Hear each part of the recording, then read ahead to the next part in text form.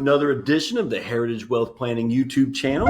I'm in my office here this afternoon, and the lighting isn't the best, so I apologize if my face looks dark and evil. But we'll get the light in here to shine on me better, to lighten up my face for sure, as I kind of get accustomed to my new office here in Alpharetta. I came across this article in Forbes today that was actually pretty interesting that I want to share with you all, because the lady who writes it says, a solution for the top concern in retirement planning, which is running out of money. And so the top concern for retirement planning is running out of money. And that actually bothers me significantly. And I'm going to share with you why. But they've done a study, lots and lots of studies about what retirees are most concerned with. And running out of the money is the number one concern. And I imagine that's true because everyone's worried about if they quit their job, will they have to go back to work? You're 7 years old and they want to be a Walmart greeter or something like that. So they're like, look, we got to make sure our money stays basically until we go to our greater reward.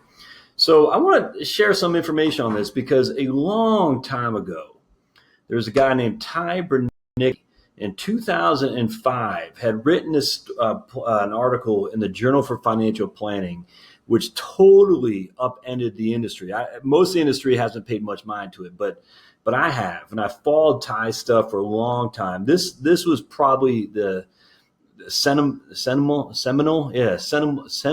article I've ever read in my life when it came to retirement planning. Now, in 2005, I just got my CFP, Certified Financial Planning designation. I'd been in the business at that point for about 7 years or so. But everyone was focused on retirement planning with the 4% rule, and you need to have inflation adjustment. You need to have enough to keep growing and growing and growing. And then all of a sudden, out of nowhere, Ty writes this article. He called it Reality Retirement Planning. And he ran some numbers based on the BLS, Bureau of Labor Statistics, and the Consumer Expenditure Survey. And here's what he says, actually, is absolutely amazing. He says, using Monte Carlo simulation, the paper runs hypothetical retirement income projections comparing traditional retirement planning with reality retirement planning. Under the traditional approach, the couple's nest egg would be depleted by the time they're 80 years old. But under the reality approach, the nest egg at age 80 would be over $2 million. So the traditional approach, they had nothing at 80. Under the reality approach, they actually had $2 million, a significant divergence between what's going to happen to the average retiree. The interesting thing was he's basing this on BLS, Bureau of Labor Statistics studies on the average retiree. And what he said, what I think is actually interesting, because what he says and why I took to this, because it's true for me too, there are dramatically different spending tendencies between my firm's younger and older retirement clients serve as a catalyst for the study. So basically, he's dealing with people. His younger clients are basically paycheck to paycheck, hand to mouth. And he says, many of my younger retirees had problems spending within the income parameters of their retirement plans, while the majority of our older retirees are spending far less than what they could afford. It is my opinion that these spending tendencies hold the key to a much larger picture, which includes creating more realistic retirement projections by making adjustments to the traditional retirement planning approach.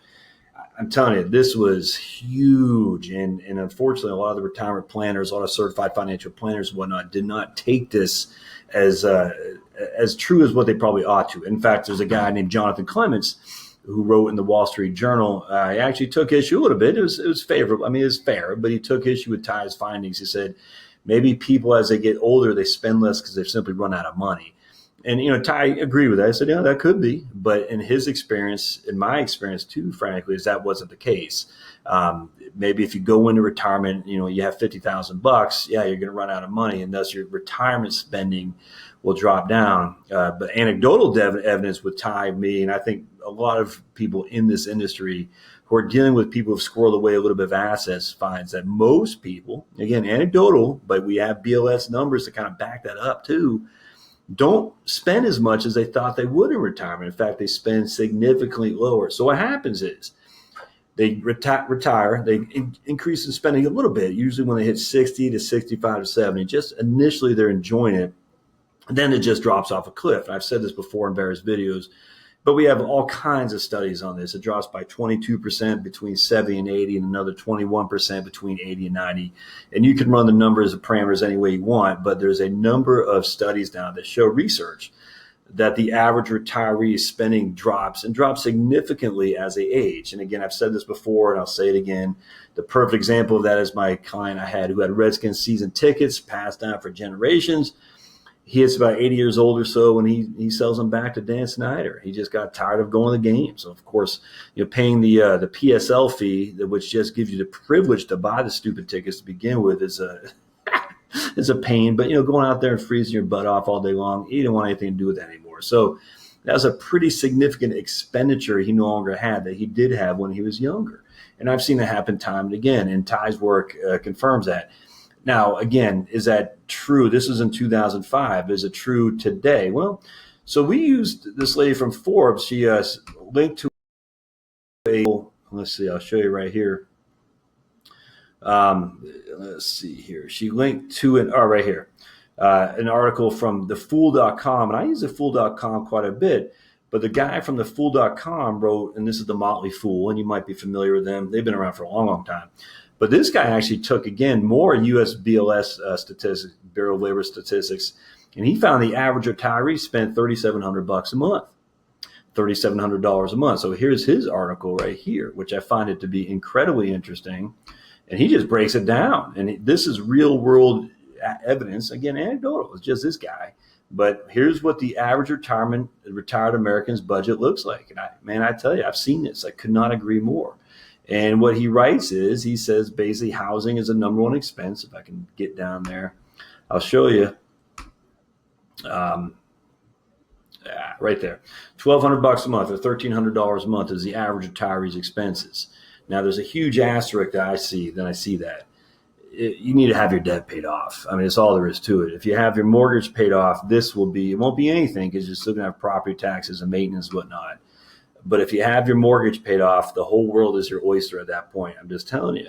But let me use me as an example. I have 4 kids. I live in a relatively big house in a relatively affluent community in North Fulton County, Georgia. I want to take advantage of the schools and whatnot.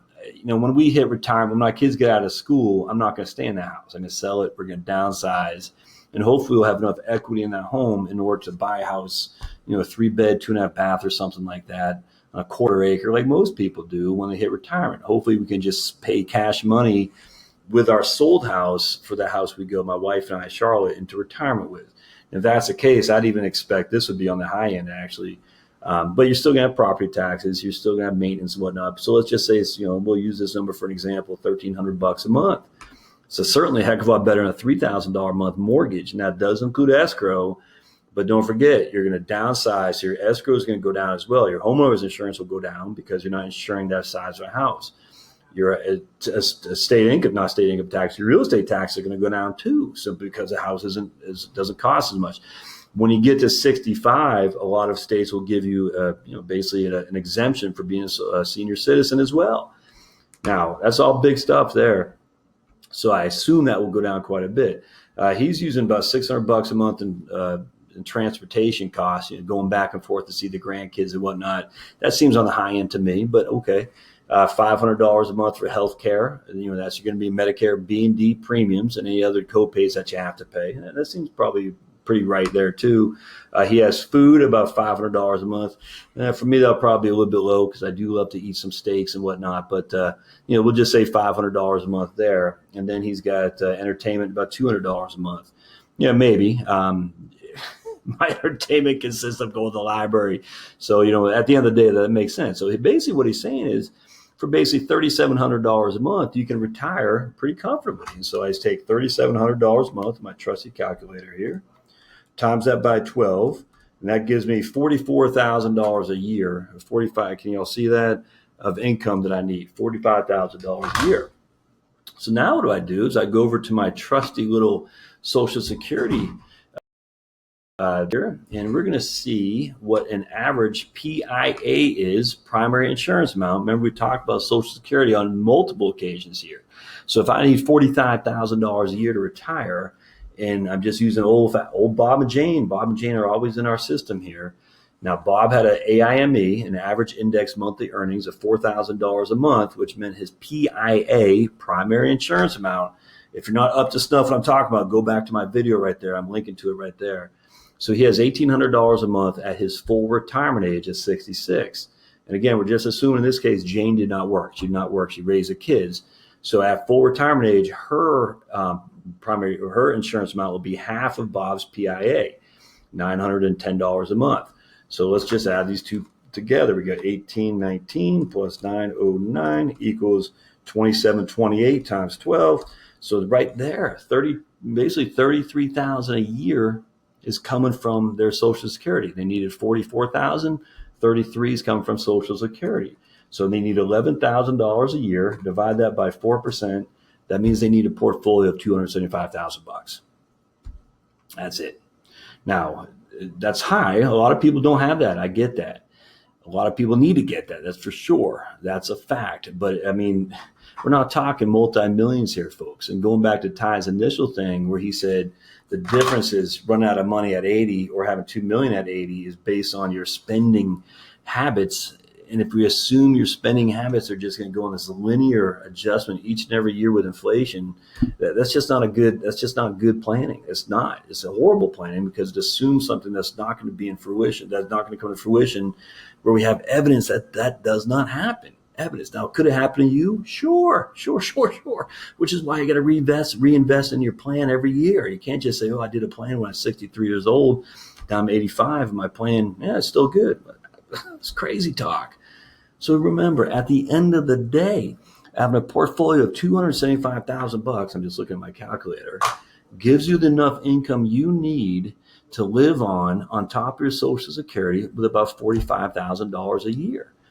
Do you need more than that? Maybe. And then we might need a bigger portfolio. We might need to do some finagling when it comes to Social Security, like wait until we're 70, start pulling it. Maybe Jane has income, like my wife. She hasn't worked for a few years now, but she'll go back in the workforce at some point. She has about 8 years of career behind her when we lived in Phoenix, Arizona. So her her primary insurance amount will probably be more than half of mine, actually. So in that case, we'll have more than just half of what my PIA is. She'll have her own benefit. On top of that, she'll be working at some point, even if it's only making $25,000, $30,000 a year. It'll add to her Social Security adjusted average index monthly earnings, which will add to her PIA, which will add to our bottom line when all said and done. On top of that, we might, as you get older, you might spend less. You might not even spend that $1,200, $1,300 a month on your housing. Who knows? We just don't know. But that's why a financial plan needs to be revisited each and every year just to make sure we're tracking. Don't forget, too, the markets could drop. If the markets drop 50%, like we did in 2007 and 2009 and 2000 to 2001, 2, and 3, we need to adjust accordingly. But at the end of the day, if you can shoot for, say, $300,000 in your portfolio and just getting basic Social Security here, we're not talking swinging for the fences. You might even have an AIME of more than that. Again, that's averaging, $50,000 a year. If you have an AIME where you're averaging $70,000, $80,000 a year, it's going to be not significant. It'll be higher than this right here. So if you have an AIME more than what I'm showing you here with Bob, and say your spouse works or works a little bit more than what Jane has, which is none, the world's your oyster. You don't need to worry about having $1 million.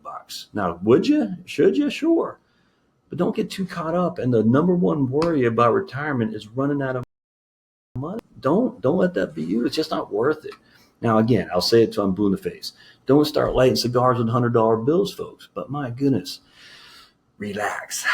Take that deep breath. Look at your portfolio, look at your Social Security, and look at your income needs. As I've said in another video, which I'm linking to right there, if we can get those three things squared away, we're in a good place to analyze when you're ready to retire.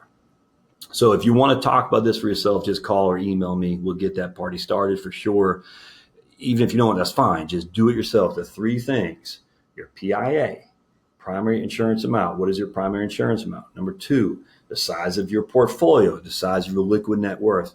And number 3, the big one, how much money do you need to live on? Not just a rule of thumb of 80% rule. That's crazy talk. That's just, don't do that. get down in the dirt and say to yourself, how much do we really need to live on? And once we can find that number out, we can do a lot of good for you to take some of the stress off when it comes to your retirement planning. All right, folks. Hey, thanks for coming in again to the Heritage Wealth Planning YouTube channel. As always, give me a thumbs up, thumbs up. Sorry about the lighting in here. Sorry about that. We'll get that fixed when I come back tomorrow. I got a little lamp back there, but I need to put one in a different place there. And comments always welcome. And we'll see you next time. Thanks, guys.